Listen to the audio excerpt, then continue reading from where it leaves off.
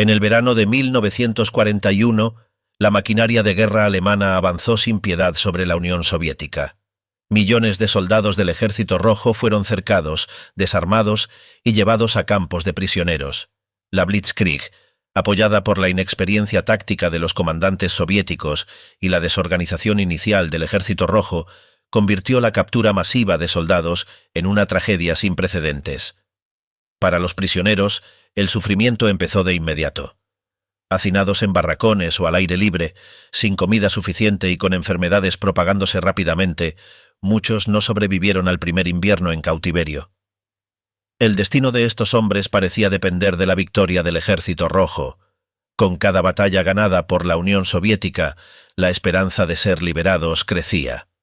Resistieron las condiciones inhumanas y soñaron con el regreso a casa, donde esperaban ser recibidos como héroes. Después de todo, habían sobrevivido a los peores horrores de la guerra, demostrando una resistencia que pocos podían imaginar. Para ellos, la única forma de redimir el tiempo perdido era volver con sus familias y reconstruir sus vidas en su patria. Pero la realidad que los aguardaba era muy distinta. En lugar de la celebración esperada, se encontraron con la desconfianza y la represión. En el régimen de Stalin, la captura no era vista como una consecuencia inevitable de la guerra, sino como una traición imperdonable.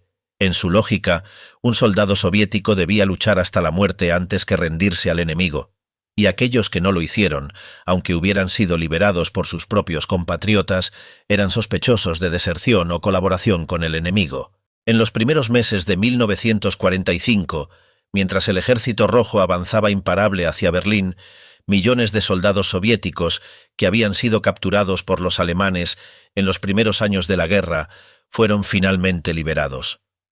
Para muchos, este momento representaba la culminación de años de sufrimiento en los campos de prisioneros nazis, donde habían sido sometidos a trabajos forzados, inanición y enfermedades.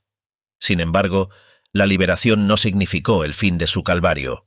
Desde el comienzo de la ofensiva final contra Alemania, la recuperación de prisioneros soviéticos se convirtió en una prioridad secundaria para el alto mando soviético. El Ejército Rojo, bajo las órdenes de Stalin, no veía a estos soldados como víctimas, sino como posibles traidores. La doctrina oficial dictaba que ningún soldado soviético debía rendirse. Hacerlo era considerado un acto de deserción y, por lo tanto, de traición a la patria. A medida que los soldados soviéticos eran rescatados, eran trasladados a centros de filtración administrados por la NKVD, donde se les sometía a interrogatorios exhaustivos. El objetivo no era solo determinar si habían colaborado con los alemanes, sino también evaluar su nivel de lealtad al régimen soviético. Muchos de ellos eran enviados directamente a campos de concentración en Siberia o a batallones de trabajo forzado. La sospecha recaía sobre todos por igual: aquellos que habían sido recluidos en campos de prisioneros alemanes, los que fueron obligados a trabajar en la industria bélica del Tercer Reich e incluso los civiles deportados al oeste durante la ocupación nazi. Las condiciones en estos centros de filtración eran terribles. Eran instalaciones improvisadas, rodeadas de alambre de púas, con barracones abarrotados y sin acceso a alimentos suficientes. A menudo, los prisioneros eran obligados a realizar trabajos forzados, incluso antes de que su situación legal fuera determinada. Para los oficiales del NKVD, la posibilidad de que un soldado capturado hubiera absorbido influencias extranjeras o desarrollado resentimiento hacia el régimen soviético lo convertía en un enemigo potencial. El destino final de los prisioneros liberados variaba según su perfil y la interpretación arbitraria de sus interrogadores. Se estima que más de 1,5 millones fueron enviados a los gulags o batallones de castigo, donde cumplían sentencias de hasta 25 años. Para aquellos que lograban evitar el encarcelamiento, el regreso a casa tampoco ofrecía consuelo. Eran vistos con desconfianza, rechazados por sus propias comunidades y en muchos casos privados de empleo y derechos civiles. El amargo destino de los soldados liberados contrastaba con las expectativas de quienes, tras años de cautiverio, habían soñado con regresar a una patria que los recibiría con los brazos abiertos. En lugar de ello, fueron condenados al ostracismo, castigados por haber sido víctimas y tratados como si fueran traidores. Lo que siguió después de su rescate revelaría aún más la brutalidad del sistema estalinista y la lógica despiadada con la que castigaba a sus propios ciudadanos. La liberación de los soldados soviéticos capturados por los alemanes no significó su regreso a casa ni el reconocimiento de su sufrimiento. Para el régimen de Stalin, estos hombres no eran víctimas, sino sospechosos. La ideología del Estado dictaba que un soldado soviético debía luchar hasta la muerte antes que rendirse, y aquellos que no lo hicieron eran vistos como traidores. Por esta razón, apenas recuperados por el Ejército Rojo, fueron enviados a campos de filtración administrados por la NKVD, donde su martirio apenas comenzaba. En estos centros de internamiento, rodeados de alambre de púas y custodiados por guardias armados, los prisioneros eran sometidos a interrogatorios interminables.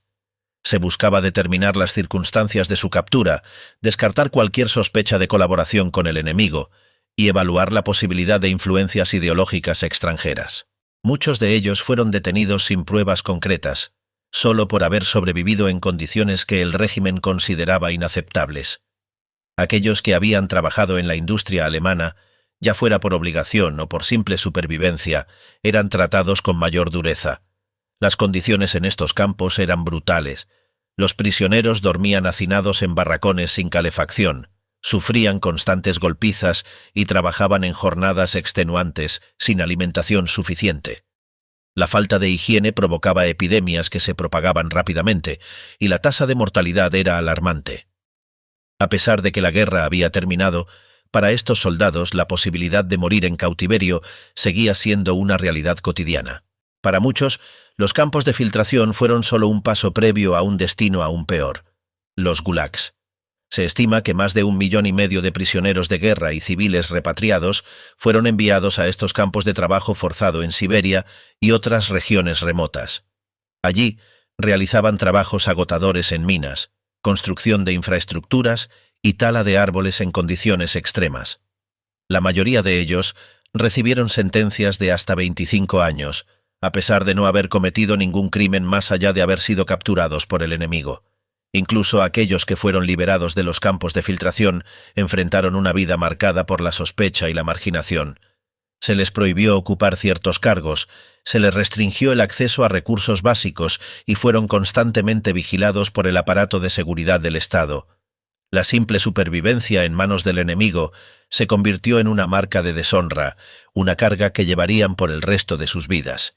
Para Stalin, estas medidas eran necesarias para preservar la pureza ideológica del Estado.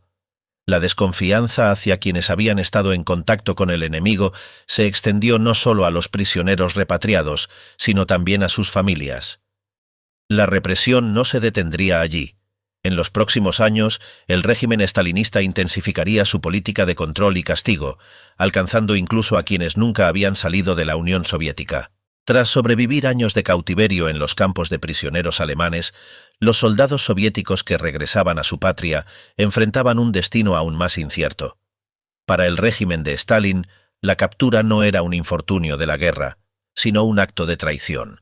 De acuerdo con la doctrina oficial, ningún soldado soviético debía rendirse, y aquellos que lo hicieron eran considerados sospechosos. Su repatriación no significó la libertad, sino la entrada en un sistema de represión aún más despiadado. A su regreso, fueron enviados a centros de filtración, donde la NKVD los sometió a interrogatorios extensivos. Se examinaba cada detalle de su captura y su vida en territorio enemigo. Si habían trabajado en la industria alemana, aunque fuera bajo coacción, eran acusados de colaboración. Los interrogadores buscaban cualquier indicio de traición, ya fuera real o imaginado. Aunque la gran mayoría no había cometido delitos, el simple hecho de haber estado fuera del control soviético los hacía sospechosos. Los veredictos eran arbitrarios y dependían de la interpretación de los oficiales de la NKVD. Algunos soldados fueron reintegrados a la vida civil, aunque con una mancha indeleble en sus expedientes. Otros fueron enviados a batallones de castigo, unidades militares que se desplegaban en las misiones más peligrosas, con una tasa de mortalidad alarmante. Para muchos, la repatriación fue solo un tránsito hacia los gulags, donde cumplirían condenas de hasta 25 años en condiciones de extrema brutalidad. En los gulags, los prisioneros realizaban trabajos forzados en minas, construcción de infraestructura y tala de bosques. El frío extremo, la desnutrición y las enfermedades reducían sus posibilidades de supervivencia. No eran considerados ciudadanos soviéticos en proceso de rehabilitación, sino enemigos del Estado. A diferencia de otros reclusos, los exprisioneros de guerra eran tratados con mayor dureza y vigilados constantemente para evitar cualquier posible contagio ideológico adquirido en el extranjero. Incluso aquellos que lograban evitar el encarcelamiento enfrentaban un estigma permanente. Eran excluidos de empleos estatales, sus familias eran objeto de vigilancia y no podían acceder a ciertos derechos. La sospecha sobre ellos nunca se disipaba completamente. Durante las campañas contra la influencia extranjera en los años posteriores a la guerra, muchos fueron arrestados nuevamente y enviados al exilio interno. El castigo no se limitó solo a los soldados. En algunos casos, sus familias también fueron perseguidas. Se les confiscaban bienes y, en ocasiones, eran deportadas a regiones remotas de la Unión Soviética bajo la acusación de tener lazos con traidores. Aunque esta medida no se aplicó de manera masiva, sirvió como un recordatorio de que la rendición no solo afectaba al individuo, sino a toda su red familiar. El destino de estos prisioneros fue una de las mayores tragedias ocultas de la Segunda